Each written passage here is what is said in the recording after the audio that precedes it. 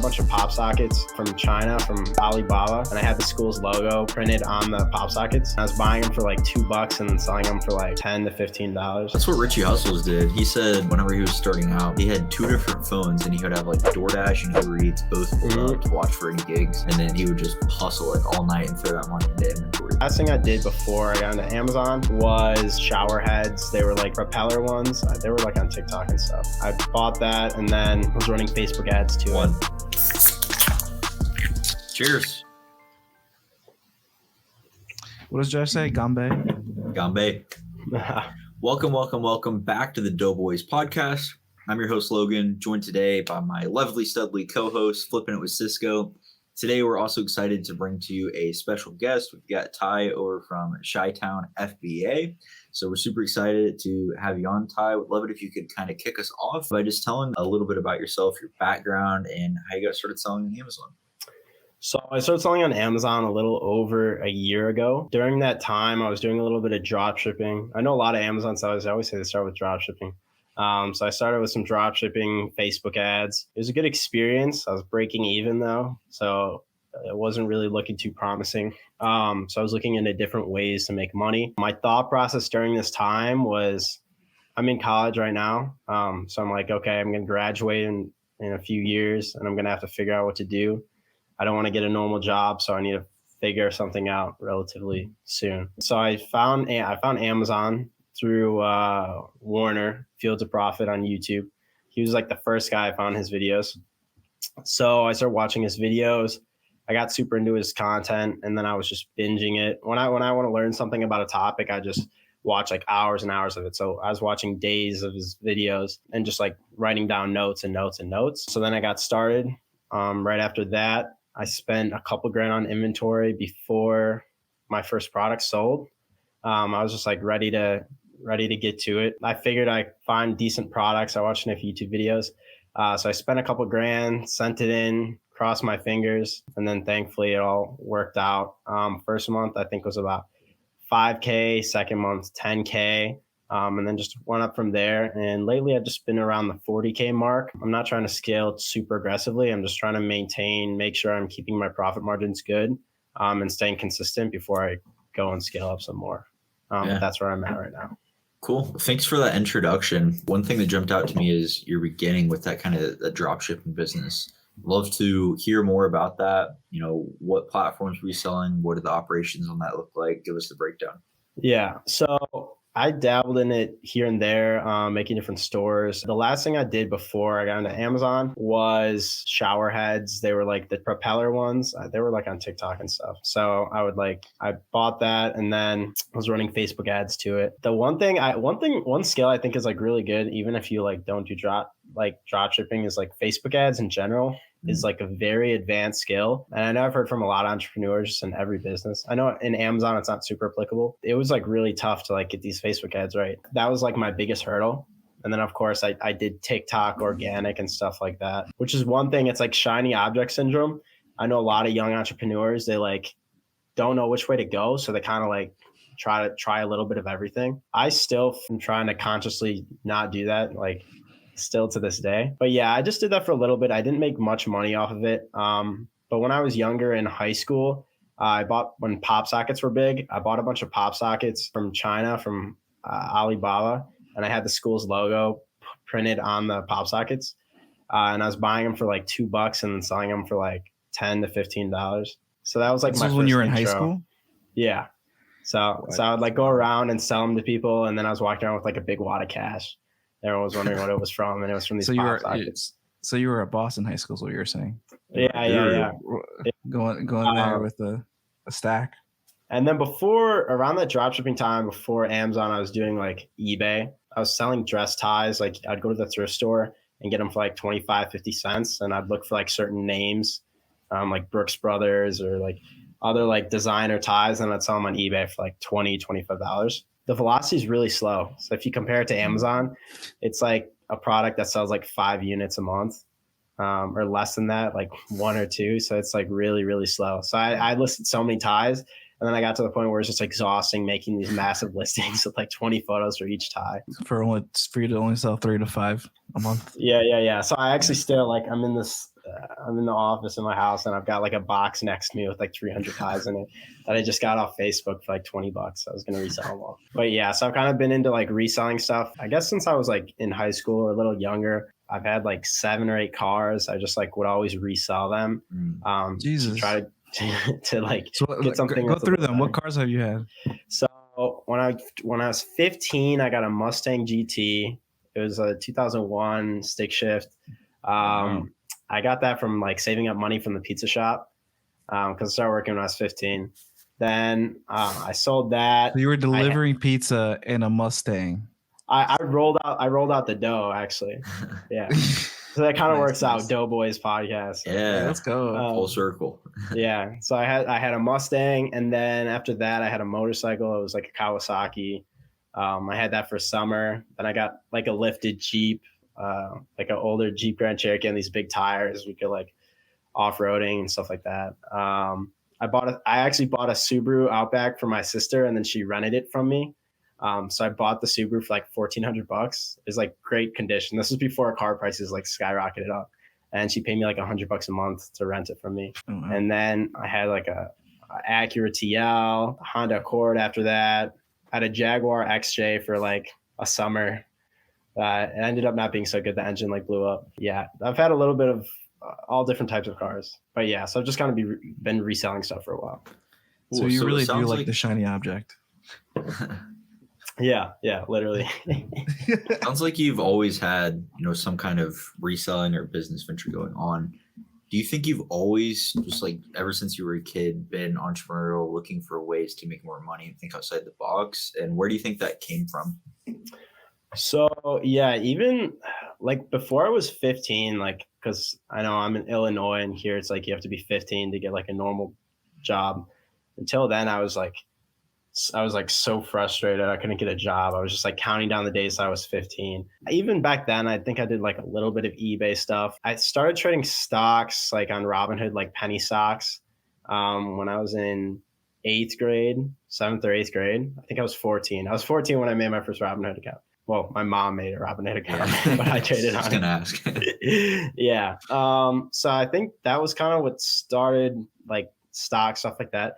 Honestly, I'm not really sure. I just kind of always wanted to like make a bunch of money, like have a cool car. Like, everyone wants to make money when they're younger. Some people just like get more into it than other people. So it was just like super cool to me. And then when I was 15 and I started working, I would just save all my money and I'd throw it right in my Robinhood account. I was like creating like a super balanced, diversified portfolio of dividend stocks. I ended up like using some of that money to get my Mustang, and then I like rebuilt it up again. I don't really know, honestly. I guess it's just like always been something I've wanted to do, is just like make money and like do my own thing. So, and then I've had a few jobs, I think, and then I started doing DoorDash when I was 18. I started doing DoorDash and Uber Eats. So then I quit the job I had and I was doing that. And then I ended up using that to like funnel money into Amazon, which is I think that's like a good opportunity. A lot of people don't think about is you could do those 100%. like you could do like those gig-based jobs, yeah. Mhm. And it would just like go straight into inventory. Like I'd just like DoorDash, I'd make like $200 and then go straight into inventory, and then it's just like, Yeah, that's what Richie Hustles did. He said whenever he was starting out, he had 2 different phones, and he would have like DoorDash and Uber Eats both pulled up to watch for any gigs, and then he would just hustle like all night and throw that money into inventory. Yeah. If you do it right, like you have to. It's just like it's a little bit like Amazon, you got to get the hang of it and like learn the little workarounds. Yeah. But there's some nights I made like $300 to $400, like when I was like really killing it. Wow. I know it's pretty saturated now, but I think people could still make money. Yeah, I'm sure, especially like if you're like in a big city like New York City, Chicago, LA. I'm sure it's definitely a lot easier to do it in one of those places, especially if you go out on a bike. Yeah, you guys have a large population. Yeah, we've got 6,000, Yeah. including the. And how many of those actually have the app downloaded? We do have DoorDash now. McDonald's has DoorDash. I think Hardee's too. So, hey, we're making. What about that? What about that cheeseburger place that you took me? That wasn't anywhere as good as Shake Shack. Park and Eat? Yeah. Oh, that's what it's called. Park and Eat. That's the name. Park and Eat. Park and Eat does not have DoorDash. Hey, I mean, they ever will. it's true to its name though. We did just park and eat. Park and you eat. Yeah, It's There you cheap go. food. It's good. it was. So how does your FBA business look now? Like what is your main way of running your business? I know a lot of people have VAs. I had a VA for a while. Because I'm in school, it kind of changed the dynamic of my business. I got a little distracted, which is easily done when you're in college. So I had a VA, and he was sending me leads. Some of them are good, some are It was like I always I was excited to look at the leads, and then I was like a little bit disappointed because like when I would source would obviously be a little bit better, and that's just from like repetitions. So I had a VA for a good chunk of months, and currently I don't. It's kind of like I tell him like times in my business where I don't need him as much. But it's like we have a good relationship, so he understands. But right now I don't have a VA. I'm sourcing myself. I don't have a prep center. My mom preps all my items and sends them out. So I pay her on a per unit basis. And then all that just goes straight out of my house, which is good for like quality control. If something needs to be like refunded, like little leakage issues, which a lot of people don't think about, but these little like things kind of add up. Like maybe sometimes I order like a wrong quantity or the wrong item, or like they don't ship me the right amount, or it's damaged. And like all this stuff kind of adds up, and it's nice that it's like in-house. I could deal with it For sure. So right now it's just I source, and then my mom sends everything out. Throughout, I had a period of months where I was like really like not focusing as much because of that shiny object syndrome. So I had an on-campus job, and then I'm a licensed real estate agent in Illinois and Wisconsin. And then I had a period of time where I was selling life insurance as well, was like pulled in all these directions, and then school, and then Amazon. So Juggling I think a lot. like, yeah. So I had some months where, I was doing 30 to 40K a month. That was right around when Nike saw like the Nike hype was like not as on the rise. Like it was the beginning of it. So I was like churning Nike stuff. I'd hop on one day and like drop like $5,000. Like I'd drop like a few grand on a couple days, and then like not really focus on the business as much. And I'd see the sales coming in. So I'm like, oh yeah, the business is going good. The sales are coming in.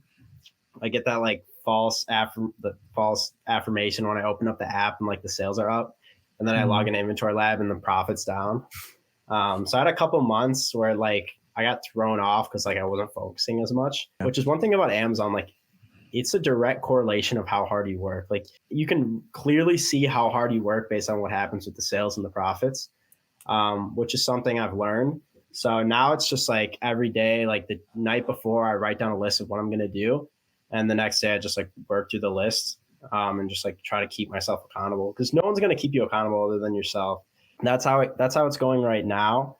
So right now it's just like focusing on consistency. And one thing I learned from Logan closer to when I started was like diversifying my portfolio, my products, and not going too deep in any product. When I was starting, I was doing 20 to 30 units of everything. And quickly, if you're like buying not great items, you get like a lot of stale inventory. So doing that 5 to 10 units and then going 20 units and going 2 weeks is usually what I've been doing. And I really don't have that much stale inventory. Like honestly, it all cycles pretty quickly.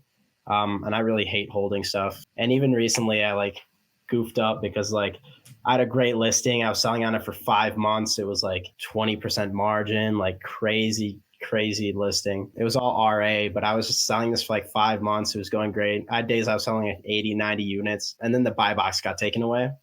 So then I was looking at it, I'm like, I hope it still sells. So I went and I bought 100 units because I'm like, it's fine. They'll sell anyways. It doesn't matter the price going down a little. I'll just get rid of them.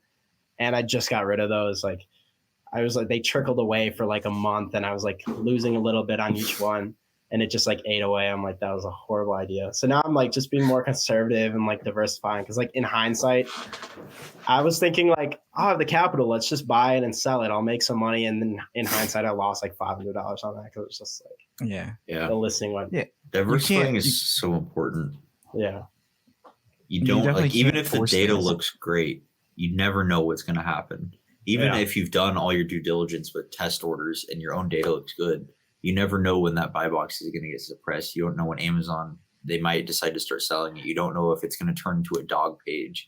Like at the end of the day, it's Amazon's ballpark, and you don't know what's going to happen. Or maybe it gets leaked on a leads list, which you never saw coming, and now there's 30 new sellers on it. You never know what's going to happen. Or 100. So going wide and not having, Bolo group. It's just super important. It's kind of like when people are in like cryptos or stocks and they're like, oh, I should have bought more, or like I should have bought less. And it's really easy in hindsight to like say what you should have done. But it's like I just had a product that was like it's like a really high average sale price. And I've sold it before, but there was like not a lot of sellers. So I was cautious of like maybe the velocity went down. So I bought like 30 of them. This was like almost $2,000, like a $2,000 buy.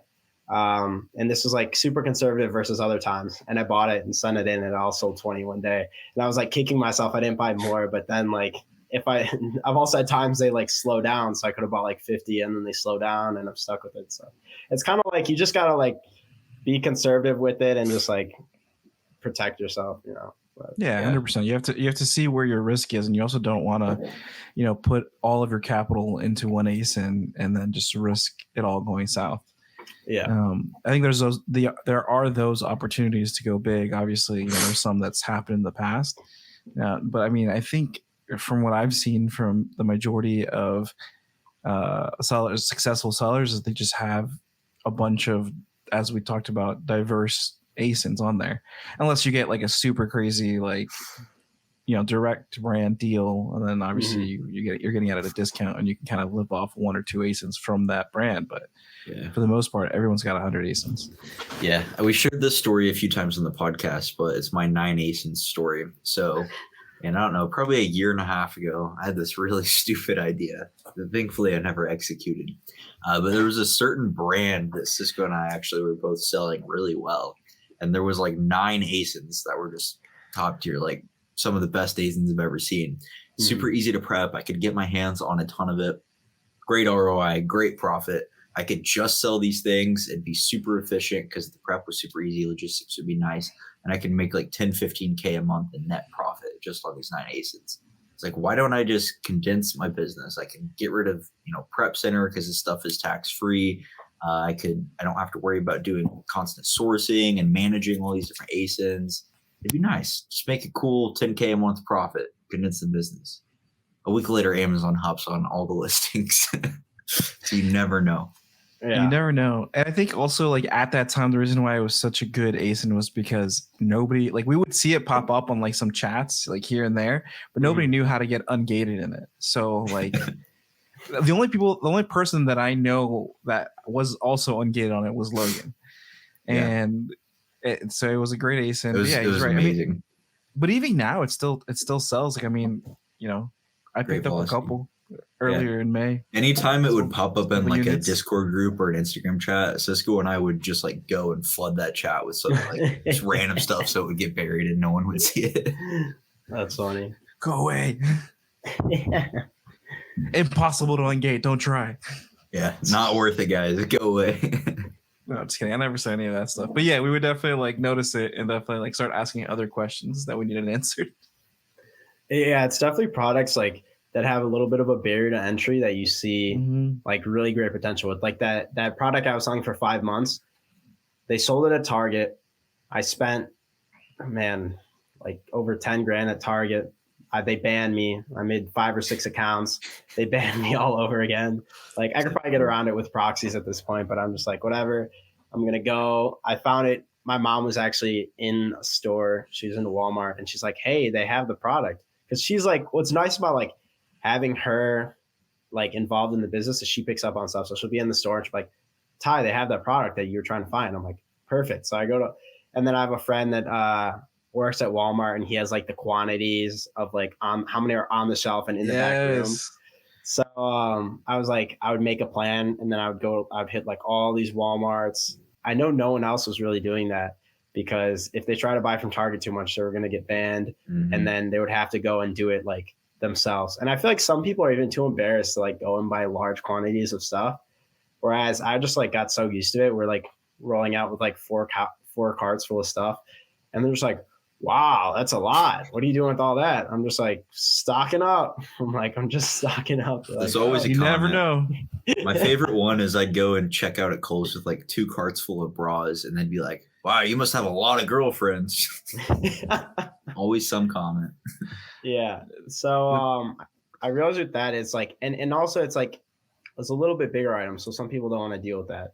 So those like barriers like made it like a great item. It went away, but the one thing about that I also learned is like you can't put all of your you can't make most of your revenue come from one item. I think that was making up like 100%.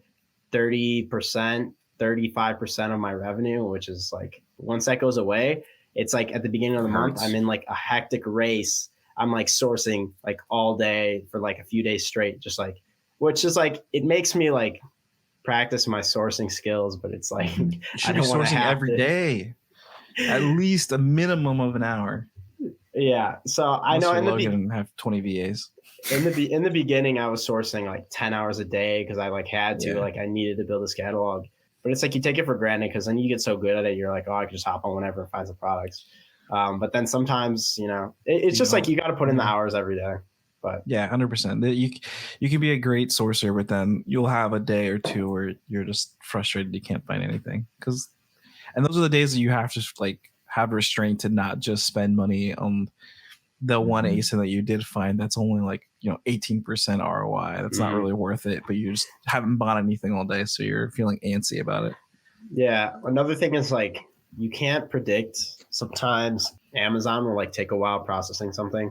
I just had a product. It's like I've sold it for like not forever, but I mean 6 months, 7 months. It's like an old trusty 10% margin.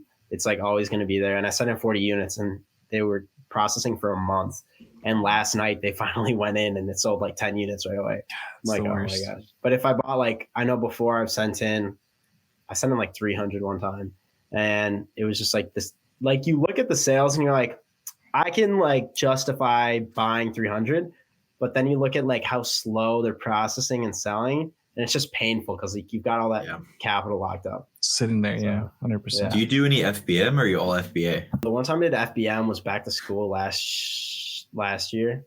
I was in some group chats and everyone was doing backpacks and stuff like that. Yeah. So I like FBM some. Honestly, I don't really do a lot of FBM. Well, it's not great. I'll probably get some hate for that, but it's just like I've never really done it, and it's like with me being at school, it never really. I wasn't really able to do it from there because like I don't know. I don't have like I don't know. I was just like never big into it. You got to get your mom on that. She's that's what I was saying. You got the prep. Too. I'm also like super like paranoid about my reviews, so I'm like really scared. The day I start doing FBM, I'm just gonna get bad reviews because now I'm like I've been at 100% with like a healthy amount of reviews because I review requests, so it's like I'm like super like protective about it, even though at this point like they wouldn't really hurt me. I don't know. But I definitely should probably get into that one. You got a laundry list of buyers just waiting to tank that perfect score of yours. As soon as I was just thinking, talking about Amazon's processing time, FBM really would have the potential to solve that issue. But there's pros and cons for sure. Yeah, definitely. So you said you review requests. Can you tell us a little bit more about that? So I use Inventory Lab, and then I use Sellerboard. And Sellerboard I like because one thing I actually found out not long ago, which I was like always confused on why Inventory Lab was a little bit delayed. Inventory Lab doesn't process until like the orders completely finalized, I guess. And Sellerboard will like show pending stuff too, which is partially why like it's always different. I'm like, why are my numbers always different on the two? But I like it because Sellerboard updates all the time with your like profit calculations, and the profit calculations seem to be a little bit better. Like I feel like it takes everything into account a little bit better. And then I review requests through Sellerboard. So I just have a campaign that's been running for like a while, and it just like I started it. I think since I started it, I've gotten, I don't know, maybe 50 reviews. Do you know out of how many orders that was? I don't know. I don't have that off the top of my head, but I know it's pretty good. Like lately it hasn't been super good, but for a good while I was getting like a handful of reviews. But I'd just be curious how much it bumps, because I think we generally would see like a 1% without requesting anything. So I'm curious what the review rate is once you're actually going in and requesting. Yeah, I'm not sure. One thing I did realize with Sellerboard that I never really thought about before is it takes like the whole like everything about a product into account. Like when I look at Inventory Lab, I know I probably should have thought about it, but like how the total returns and like everything about it plays into the product. Like I feel like on Sellerboard, when I see it, it really accounts for like how much the returns are hurting me, which is something 100%. like when you're a new seller, you don't want to think about the fact that like returns are really hurting you. Like, so if you're like buying some bad products, like I had a product that was like great. I know I just took it off like a big Amazon sellers page. Someone famous in the space said, I'm like, oh, this is great. I could get it from Target, you know, it's like 30% ROI. And I was selling it. I sold like a lot of them, and they were just like coming. So many of them were showing up at my doorstep. Like it was absurd. I was looking at the profits. I'm like, why are the profits so bad? And it's like minus $1,000 because of returns. I'm like, Returns. oh my gosh. And then not only like you're getting the returns, but then having to actually like deal with it, right? Like if they show up on your Amazon account, you're not able to resell them, getting shipped back to your house, etc. There's a lot more pain that goes into just the actual return. Exactly. Yeah. There's a room in my house that we like don't really use, so we throw all the returns in there, and it's like really bad at this point. Like we've got boxes full of like socks, and like there's some shoes and like just a bunch of random stuff. You know, Logan has a whole basement wall full of returns. Everyone's got that infamous death pile. That's not a death pile, man. That's a wall. It's the Great Wall. It was a wall. Yep. Great Wall of Returns. Yeah, but Sellerboard is really good at taking everything into account, and they're really like good about profit analytics. I think is what they call it. Profit analyzing is what it is, but they have a term for it. But it really does a good job of analyzing that on a product by product basis. If you guys are interested, link down below. Free 1 month trial. Recommend it. We like to use it for restocks too. They have a ton of great features, as we just talked about. So Ty, what are some other tools that you like to use besides Sellerboard and Inventory Lab? So your favorite tool. Start with that. I mean, favorite would be Inventory Lab, even though lately it's not super popular.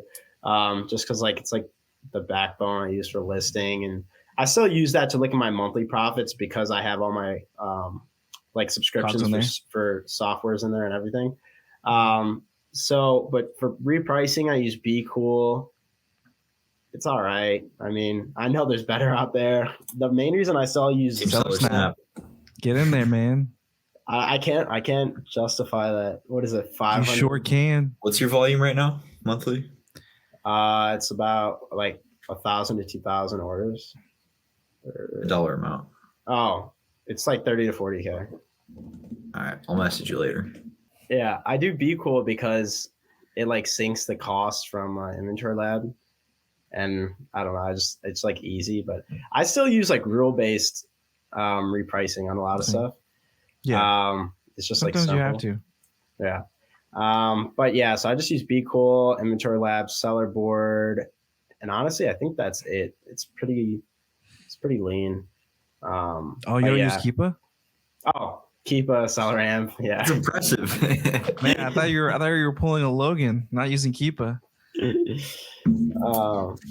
SellerAmp's great. I know some people have like alternatives. SellerAmp and Keepa, it's old and trusty. And I like Keepa. I feel like a lot of people don't use the offers tab on Keepa. 100% they do. Like they just use the estimated sales on SellerAmp. And I feel like the second I realized that in Keepa, it like really helped me get an idea of it better. Mm-hmm. I feel like Keepa has a lot more to it than most people realize, or maybe just use it for. But there's a lot more features than just the main charts that we all look at. Yeah. There's a lot to it. It's not user friendly. It's not pretty to look at. It's just the raw data there, and you have to know how to look at it and know what you're looking at. Yeah, for sure. I think one thing I want to mention is like in the Amazon space and on like Amazon Instagram, I think it's really easy for people to lose perspective on like what they're actually doing, like the scale of like the business they're running, because there's always going to be someone selling more than you. Mm-hmm. Like no matter what, like there's always going to be someone selling more. So I think a lot of new sellers, they open up Instagram and they automatically try to like, they want to do 100K a month right away. And then they like, you see but then you look at some of these charts and you're like, all right, you started first month 50K, second month 100, just like realizing that no one has that capital. It's like you're obviously going like super over leveraging yourself. Run your own race, because Amazon's easily gamified. Like you're like trying to get a new high score, but it's like you need to remind yourself like you're running a real business. And it's like I always think about it like I watch Shark Tank and they're like, well, we've done 200K in revenue, and it's like, okay, now like if you look at your Amazon business, it's like a real business. So it's like you're still it's a real business for sure. So it's like people feel like they aren't doing enough, but it's like one thing I realized is like I opened up my business bank account and then I go to like statements and it'll tell you like how much money went in this month. And like I'm like, like I suck. My business isn't doing great. I should be doing more. And then I look and it's like money in like 30 grand. And it's like, think about that for a second. It's like 30,000 went into the account. It's like, that's a lot of money. Yeah, 100%. I mean, if you have QuickBooks, it updates you in real time. But yeah, no, I mean, what you're saying, it makes a lot of sense, right? They say comparison is the thief of joy, but I think it's like a two-part thing. I think Simon Sinek talks about finding a worthy rival, right? And not necessarily like in a cynical way, but someone to latch onto and continue to push yourself. And so I think that can be a healthy way to do things, right? Like for me, it is Logan, just because to this day, I haven't been able to put up the numbers Logan has, but I still strive to, and I still pick his brain on how to get there. So just not letting it take away from your success, but allowing it to still kind of motivate you to continue going beyond like what you think you're capable of. Yeah, I know like every successful person I've talked to, it says like a similar thing. I was just in Barcelona. I was in Europe. I was in Italy for a little bit, and then I was in Barcelona. You know, I used some Amex points on some Airbnbs and hey, let's go. You know? But I was talking to someone that's really big in like the drop shipping space, and like almost everyone that's super successful, they're like, I feel like I'm not doing enough. I love working, and I'm not happy where I'm at, and I feel like I should be doing more. And it's like, it's a negative, but it's also a positive. Like without that little reminder, it wouldn't push you to do more. You also just got to like take a step back and like think about it. So, you know, how far you made it. Well, Ty, where can everybody find you on social media if they want to connect? At shytown.fba. I haven't been super active. I'll probably be more active soon. I deleted Instagram for a while, just like, you know, detach and focus. Yeah. But yeah, if anybody wants to message me, I answer questions about whatever. Just shoot me a message, or if you want to network and talk Amazon, go for it. Or plan a Barcelona trip. Yeah. Those Amex points. All right, Ty, thanks so much for joining us, viewers. Thanks for watching. See you on the next one. Peace.